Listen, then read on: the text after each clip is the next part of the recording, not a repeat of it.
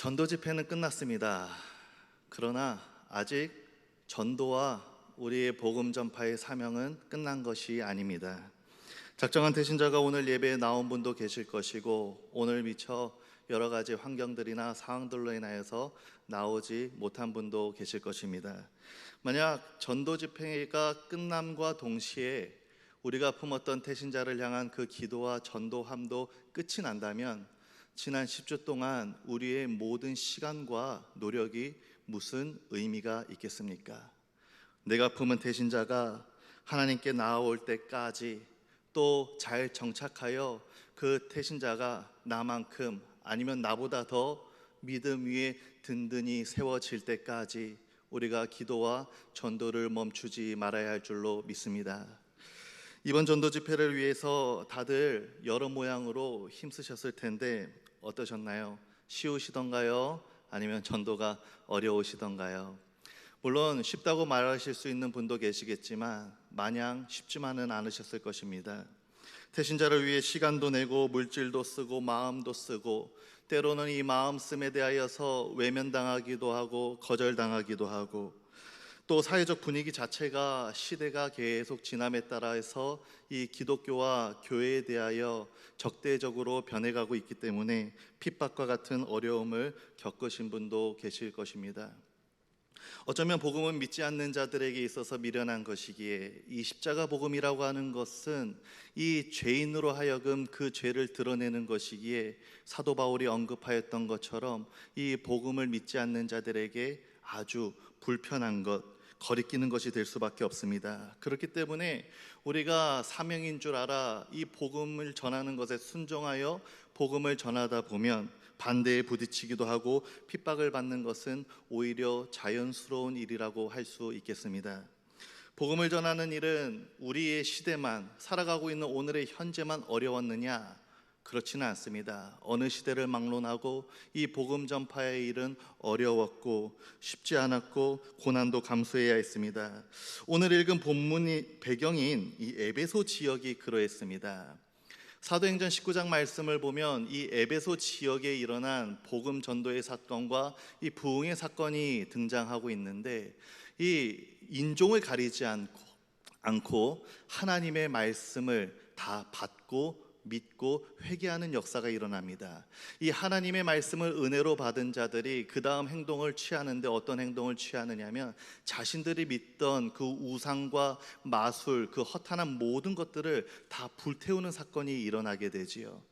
이 불태우고 예수를 믿기로 작정하는 자들이 이 에베소 지역이 많이 늘어나니까 이 우상과 마술로 인해 돈벌이로 하던 자들이 이 폭동을 일으키는, 그만큼 이 에베소 지역에 성령 하나님의 역사가 강력하게 임하게 됩니다. 그러나 바울이 에베소를 떠난 후에 얼마 지나지 않아 에베소의 상황은 그 부흥의 때를 한 번도 없었던 것처럼 잊어버린 채 그 상황이 뒤집어지게 되는데, 우리가 읽진 않았지만 디모데후서 1장 15절 말씀을 보면 바울이 얘기하기를 아시아의 모든 사람이 나를 버렸다라고 얘기를 합니다.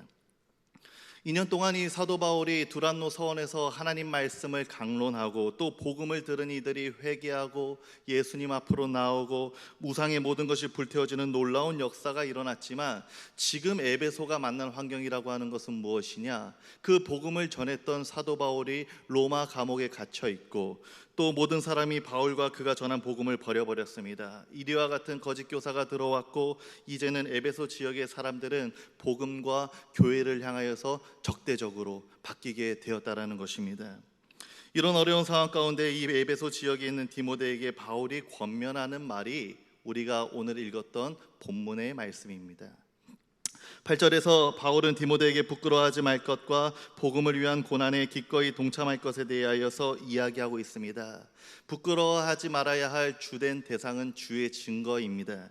이 마르투리온이라고 하는 것은 주의 증거를 가리키는데, 바로 이 복음의 내용과 복음을 전하는 일 그 자체를 가리킵니다. 부끄러워하지 말아야 할 또 다른 대상은 이 바울 자신입니다. 복음을 전하다가 감옥에 갇힌 이 바울, 이 갇히게 된 이 일 자체를 부끄러워하지 말라라고 지금 디모데에게 요청하고 있습니다. 바울을 버리고 복음에 대하여서 교회에 대하여서 적대적으로 바뀌어버린 이 에베소의 분위기, 그리고 바울이 감옥에 갇히기까지 한 이 상황은 디모데로 하여금 움츠려들 수 있게 만드는 상황이었고, 부끄러워할 수 있는 상황이었고, 또 두려움 가운데에 놓일 수 있는 충분한 상황이었습니다. 그렇기 때문에 바울은 지금 디모데에게 부끄러워하지 말 것과 부끄러워하지 않고 더 나아가서 적극적으로 이 복음을 위한 고난에 동참할 것을 요청받고 있는 것입니다. 예수님께서도 마가복음 8장에서 말씀하시기를 누구든지 이 음란하고 죄 많은 세대에서 나와 내 말을 부끄러워하면 인자도 아버지의 영광으로 거룩한 천사들과 함께 올 때에 그 사람을 부끄러워하리라, 이렇게 말씀하셨습니다. 사도 바울도 다른 서신서 로마서에서 이렇게 얘기를 하고 있는데요, 우리 다 같이 한번 읽어보도록 하겠습니다. 로마서 1장 16절입니다. 시작. 내가 복음을 부끄러워하지 아니하노니 이 복음은 모든 믿는 자에게 구원을 주시는 하나님의 능력이 됨이라. 우리가 그리스도인으로서 살아가면서 또 특별히 이 복음 전도의 사명을 감당하면서 중요한 것은 무엇이냐면, 내가 전하는 이 복음을 내가 믿고 부끄러워하지 않아야 된다는 것입니다. 상황이나 환경이 어떻든지 관계없이 우리는 이 복음을 부끄러워하지 말아야 하고, 복음을 위한 고난이 있다면 피하는 것이 아니라 오히려 기꺼이 그곳에 뛰어들어서 그 일들을 감당해야 된다는 것이죠.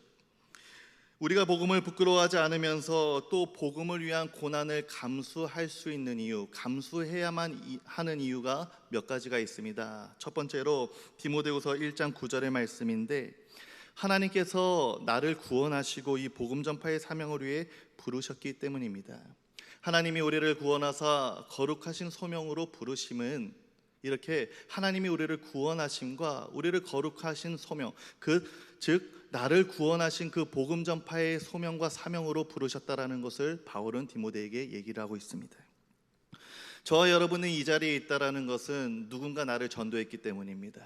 누군가 이 복음의 내용을 내게 전달해 주었기 때문입니다. 우리가 구원받은 이유는 우리가 구원받을 만해서라든지 아니면 우리의 행위 가운데 구원받을 만한 어떤 행동이 있어서가 아니고, 오직 끝없이 도망치는 나를 끝까지 부르시고 붙드시고 쫓아오셨던 그 하나님의 사랑과 은혜가 있었기에 내가 이 자리에 구원받은 백성으로 있다라는 것이죠.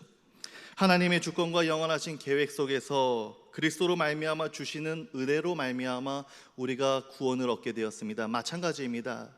이 복음 전파로의 사명으로 부르신 것 또한 구원과 마찬가지로 우리가 어떤 능력이 있어서 이 전도에 참여하게 하신 것이 아니라는 것입니다.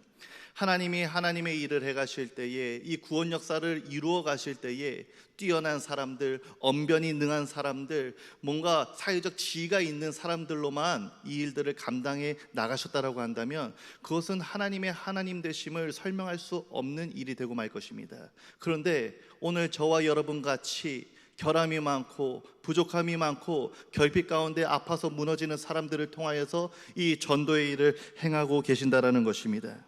우리의 구원뿐만 아니라 우리를 사명 가운데 부르심 또한 하나님의 은혜로 되어졌다라는 것이죠.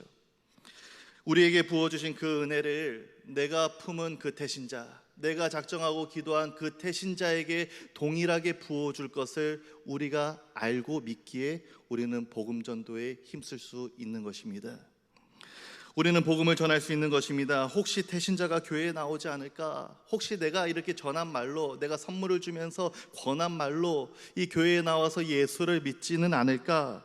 예수님께서는 혹시 믿을 수 있는 사람들을 위하여서 십자가에 매달려 돌아가신 것이 아닙니다. 저와 여러분을 구원할 때도 마찬가지입니다. 혹시라고 하는 일말의 가능성에 희망을 걸고 그 엄청난 사역을 감당하신 것이 아니라 분명히 반드시 기필코 믿을 사람들을 위하여서 예수님은 십자가에 돌아가셨고 그 사역을 감당하셨다라는 것입니다. 그렇다라고 한다면 내가 품은 저 태신자 오늘 오지는 않았어도 분명히 주님께서 구원하실 것인데 우리가 두려워할 일이 무엇이 있겠습니까? 오늘 태신자가 이 자리에 나오지 않았다고 해서 우리가 낙심하고 절망할 이유가 무엇이 있냐는 말입니다.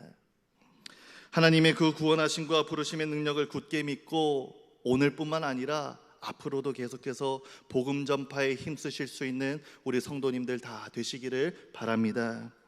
두 번째로, 이미 예수님께서 사망을 패하시고 복음으로써 생명을 드러내셨습니다. 사망 권세를 이기셨다라는 것이죠.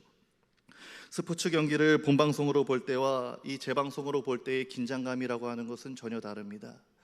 이번 돌아오는 목요일 날 이 한국 축구 국가대표팀과 이 브라질 대표팀이 친선 경기를 갔는데 벌써부터 이 팬들의 기대감이, 국민적 기대감이 엄청납니다. 들어보니까 이 입장권을 구하는 것이 정말 하늘의 별 따기였다 그래요. 이 기대되는 경기에서 한국이 브라질을 상대로 승리하면 우리의 기분이 어떨까요? 아마 기뻐가지고 춤추고 축제가 일어날 것입니다. 다른 팀도 아니고 다른 나라도 아니고 저 축구 강국 브라질입니다. 이런 결과를 모르고 보는 본방송 때는 한 골 먹히기라도 하면 어떡하나 우리 지는 거 아닌가 초조하고 염려되고 막 불안합니다. 그런데 이미 승리한 결과를 알고 보는 재방송은 몇 골을 먹히든지 걱정할 필요가 없습니다. 초조하지도 않습니다. 왜요? 왜냐하면 결국 이기게 될 것을 알고 있기 때문입니다. 마찬가지입니다. 복음으로 말미암은 우리의 삶도 또 이 복음 전도의 결과도 이렇다라는 것입니다. 10절에 보시면 예수님께서 사망을 이미 패하시고 복음으로써 생명을 나타내셨다 했습니다. 복음의 결과가 이렇다라는 것입니다. 이미 장담되어 있다라는 것이죠. 이미 보장된 승리라는 것입니다. 사람에게 있어서 가장 두려운 것이 무엇입니까? 죽음입니다. 사람이 가장 두려워하는 것은 근본적으로 본질적으로 죽음이라는 것인데, 그런데 예수님께서 그 사망 권세를 이기시고 해결해 버리셨습니다. 바울 사도는 고백하기를 내 안에 사는 이가 예수 그리스도니 내가 죽는 것도 유익하다라고 기록하였습니다. 전도하기가 너무 어려우십니까? 분위기나 상황과 환경이 전도를 하는 것을 하기에는 여의치 않다라고 생각을 하십니까? 두려워할 필요도 염려할 필요도 없습니다. 이미 예수님께서 이기신 세상입니다. 예수님이 우리에게 말씀하시죠. 내가 세상을 이기었으니 너희는 담대하라.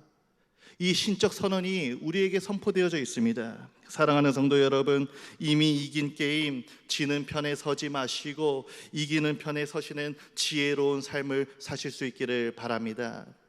마지막으로 하나님께서 끝까지 지켜주실 것이기에 우리는 복음 전파에 힘써야만 하는 것입니다. 우리를 세우신 이가 누구인가? 내가 누구를 믿고 있는가? 이 복음 전파 사역을 누가 기뻐하시는 일인가를 기억해야만 하는 것입니다. 바울 사도가 얘기하는 나의 의탁한 것, 이것은 곧 복음을 의미하는데 바울은 이 복음 사역이 지켜질 것이라는 것을 확신하고 있습니다. 왜요? 하나님이 그것을 지키시고 행하실 것이기 때문입니다. 하나님이 기뻐하시는 사역이기 때문에 이것이 실패로 끝나지지 않을 거라는 굳은 확신이 이 바울 안에 있었다라는 것입니다. 우리가 체계적으로 복음 전도의 프로그램을 준비하는 것도 적절하고 유익하지만 그것보다 앞서서 우리는 무엇을 확신하면서 달려가야 하는가? 이 일을 우리는 누구를 믿음으로 행하고 있는가? 이 일을 해가면서 우리가 전도를 하면서 누가 일하여 주시기를 기대하면서 하루하루 우리는 태신자들에게 발걸음을 향하고 있는가? 기억하고 이것을 분명히 하실 수 있어야만 하는 것이죠. 우리는 부족한다 할지라도 하나님은 능력이 있으신 분입니다. 전도를 내 힘으로 한다라고 하면 그때부터 어려워지는 거예요.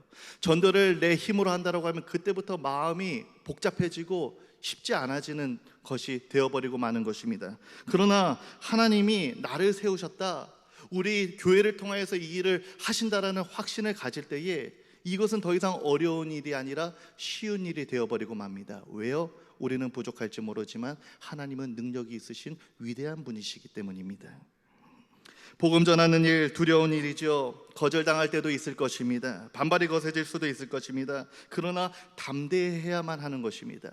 희생과 고난이 뒤따를 수 있지만 우리의 복음 전도를 위한 희생과 고난이 희생과 고난으로만 끝나지 않을 것은 하나님께서 우리를 통해 분명히 하실 일들과 열매가 있기 때문입니다. 사랑하는 성도 여러분, 전도 집회는 끝났습니다. 그러나 전도는 아직 끝난 것이 아닙니다. 아직 끝나지 않은 이 사명에 순종하며 충성하셔서 하나님을 이루시는, 하나님이 일하시는 놀라운 역사를 경험하시는 우리 모두요 또 우리 청암교회 될 수 있기를 주님의 이름으로 간절히 소망합니다. 하나님 아버지, 우리를 구원하시고 뿐만 아니라 또 복음을 전하는 거룩한 사명을 허락하여 주심에 감사드립니다. 주님 오시는 그날까지 이 복음 전도가 우리에게 맡겨진 사명임을 알아 순종하며 충성하며 달려가게 하시고, 하나님의 놀라우신 구원 역사에 귀히 쓰임 받는 모든 성도요 우리 청암교회 되도록 인도하여 주옵소서. 바라옵기는 우리가 품었던 대신자가 주님 앞에 믿음으로 든든히 세워질 때까지 우리의 기도와 전도함을 멈추지 않도록 우리의 모든 것을 인도하여 주옵소서. 예수님 이름으로 기도드리옵나이다. 아멘.